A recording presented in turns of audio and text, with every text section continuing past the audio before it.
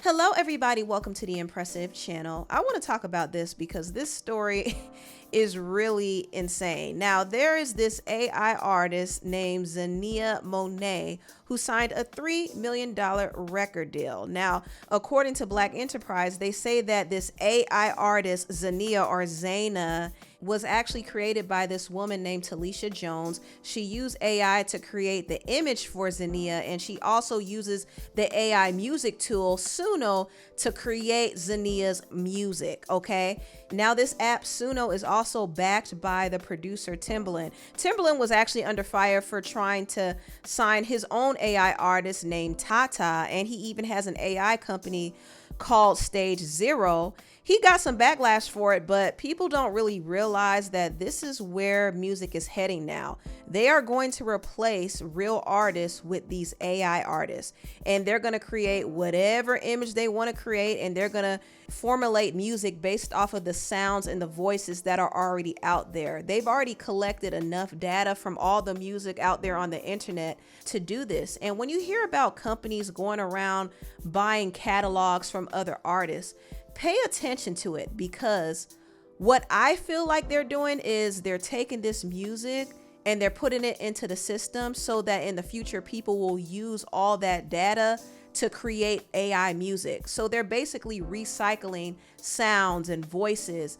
And when you hear this artist Xania Monet, there was one song where she sounds literally like Beyonce mixed with Jennifer Hudson and even a little bit of Tiffany Evans. It's literally a computer generated voice taken from other artists, and it takes little to no effort to do this. It's really kind of crazy, but the industry is preparing us for this. It's not even a coincidence to me that this animated group from K-pop Demon Hunters is getting all of this push and all of these streams because they're trying to get people used to the idea of seeing non-humans be the face of the music. And that's what's happening. And now you have this AI artist, Xania Monet, who has songs on the Billboard charts. In fact, she had the #1 song on the R&B digital song sales chart. So we're headed in the direction where they're going to really start pushing these AI artists. And the first ones they're going to push are the Black ones. They're going to replace the Black artists first. That's what I feel. And it's crazy how they could give an AI artist a $3 million deal, but they refuse to invest in Black talent. They won't push a new Black artist. They rather push a fake one that they could control and one that doesn't have a soul and they could use to push whatever agenda they want to. And they're starting with the Black ones, I'm telling you. Now, SZA had something to say about this. She actually said, "I don't F with this either. Why devalue our music? Something tells me they wouldn't do this with another genre." Exactly. They're targeting R&B first. She reposted this quote and said, "If it has no soul, if it's not made with passion, I'm repulsed by it." And she went on to say she hates AI. The singer Chloe Bailey also said, "AI musical artists and songs, I feel AI should be banned when it comes to the creative spaces. This makes me sad." Also, Kehlani spoke out about this. This is what she had to say.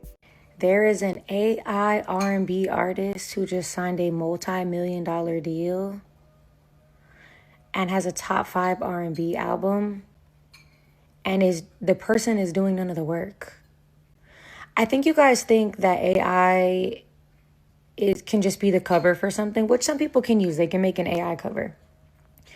AI can also make the entire fucking song. It can sing the entire song. It can make the entire beat. You can have a song that's one type of song and say, "AI, make this into a country song," and it'll literally rewrite, re-sing in a country voice and redo the entire thing. And they don't have to credit anyone. This is so beyond out of our control. And nothing and no one on earth will ever be able to justify AI to me, especially not fucking AI in the creative arts, in which people have worked hard for, trained for, slept on the floor for, fucking got injuries for, worked for their entire lives. I'm sorry. I don't respect it. Tiffany Evans, who's another very talented singer, spoke out about this too. This Xania, hold on, because this shit got me flabbergasted. This Miss Xania Monet, baby, the only Monet we acknowledge is Victoria. Let me out. Let me out. Wrap this shit up by 4 p.m. You're not getting it. And I know I'm folding clothes right now, but don't let me find out you ran my voice through the Suno app or Kehlani's or any of our voices. Because that's exactly what y'all doing. Y'all running our voices through these apps trying to get live results. No, you're dead. You're dead. Okay? Wrap this shit up. This really is a slap in the face to real artists because this is their craft. This is their livelihood. And they're about to be replaced by a computer. That's some crazy work. That really is. It's very unethical. But at the same time, this is the future. AI is going to be a huge part of our society. It's going to be a huge part in how we create things, of how we receive news and entertainment. It's just going to be everywhere. So you can't escape it at this point. I mean, eventually everybody is going to have to embrace it because of the efficiency of it. And also a lot of these companies can cut costs and save money by using it. So they're going to continue to push this whole thing. And it's not going to just stop at the AI music and the fake AI visuals, but they're going to try to push holograms next. They've been trying to do that for years already. So if these AI artists have to perform live, they're going to use holograms. That is where the future is headed. We are being taken over by technology and robots. We are officially cooked.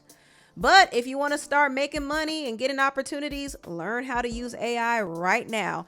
Now, moving on, I want to talk about Chris Brown deactivating his page after being accused of being a colorist. Are we surprised? We shouldn't be, because we know Chris Brown has a reputation of only liking light and brights. If it ain't light and bright, it ain't right. Y'all know that. Remember, Tokyo Vanity came out and said Chris Brown would not allow any dark skins in his club section. He's very particular about the women he surrounds himself with. And yes, he does have a preference. And nothing's wrong with that. Nothing's wrong with that. But it's just the fact that he purposely has his team exclude dark-skinned and brown-skinned women. So he's been called out about that over the years. And recently he was called out by 2 women. One of them actually said that she and her friends were promised VIP passes to the show. So they came there thinking they were going to get in, but she did not pass the paper bag test. You already know Chris Brown likes the vanillas, the wafers, the caramels, but he doesn't like the chocolates. Okay, so it's been a couple weeks since the Breezy Bowl, since I went to the Breezy Bowl, and I just want to share my experience.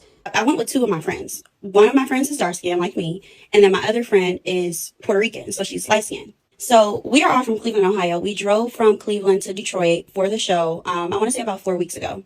So I'm like, hey, are you Boba? Are you Chris Brown's manager? And he's like, yeah. I'm like, okay, I'm here with such and such. He said that you would be escorting me and my friends to the VIP platform. And he was like, oh, no, sorry, I don't have any more VIP wristbands.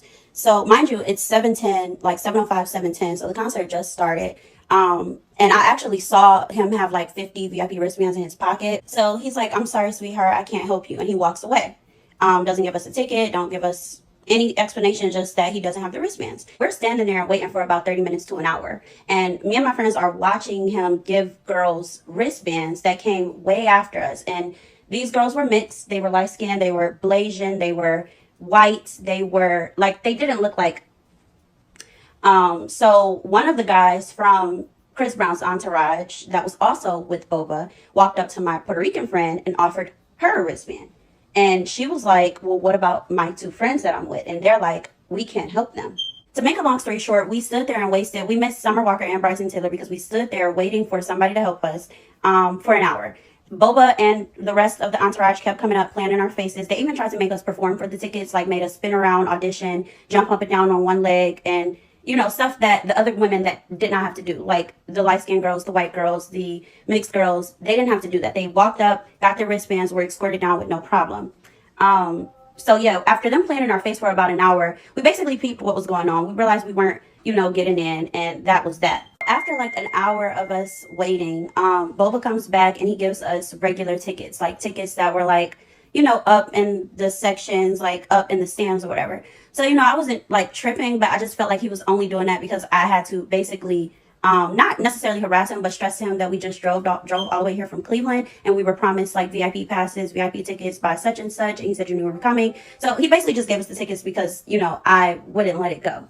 to make a long story short, those women that they are taking on stage, that Chris Brown is, performing for on stage, they are definitely pre-picked and pre-selected from that VIP platform that we were supposed to be standing on, that they're standing on, which is why Chris Brown has a preference, but you have not one time seen a dark-skinned girl up on that stage. And his entourage, his management, they're only doing what he is instructing for them to do. Which is why you have not seen a woman of my complexion on the stage.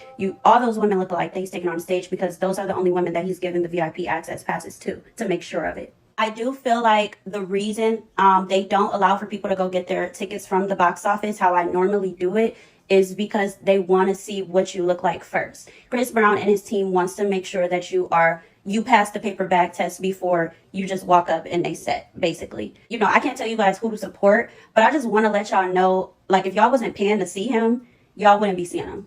So that's just really it. Like, he wouldn't give y'all the time of day.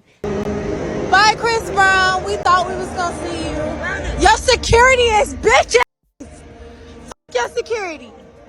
Now, I think Chris Brown and his team were aware of the colorist allegations that were making its rounds on TikTok, so he decided to bring Kayla Nicole out there to combat those narratives. And Kayla Nicole was kind of gushing over the moment, saying that she got on stage and did this for the brown skin girls, which was just so weird to me. Like, she was acting like this was the biggest, most groundbreaking moment ever. Like, all she was doing was grinding on stage with Chris Brown. Girl, just say you did it for yourself. But anyway, she was loving this moment because typically Kayla Nicole does not get positive attention. She's actually had a bad experience with the media because she always gets criticized over her relationship and breakup with the NFL player Travis Kelce.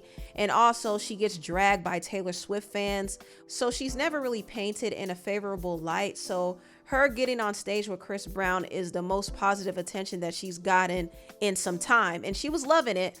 And also, she went on record to defend Chris Brown. She said that he doesn't pre-select girls, he picks them at random. I was asked very shortly before the show if I would be interested in doing it, but I didn't find out if I was going to be actually the girl until during the show. And I realize that you guys are asking this because I've seen the discourse and a lot of people are concerned that he's not really picking fans at random, that everything is premeditated. But I want to assure you that that's not the case. There have been several shows where the girls are absolutely super random, and I'm assuming that they don't get any heads up. So please calm down and do not come for Mr. Brown because he is selecting people at random, and it could be you. Yeah, Kayla is out here doing damage control for Chris Brown. Chris Brown is very aware of the narrative that's out there about him being a colorist, and he doesn't want to lose support over it. So he brought Kayla Nicole on stage for optics. Also, he responded to the colorist allegation saying, "Miss me with the colorist rage baiting," and then he deactivated his account. And just recently, he brought on Summer Walker on stage. Now, Summer Walker is one of his opening acts. So he did that for optics as well. And it's the perfect distraction. He brought on another celebrity. Obviously, it's going to be another viral moment. It's going to drown out the colorist accusations. And moving forward, I think he's going to continue to do this because it's going to give him good press. He's going to follow that Usher blueprint. But that still doesn't change what we know about Chris.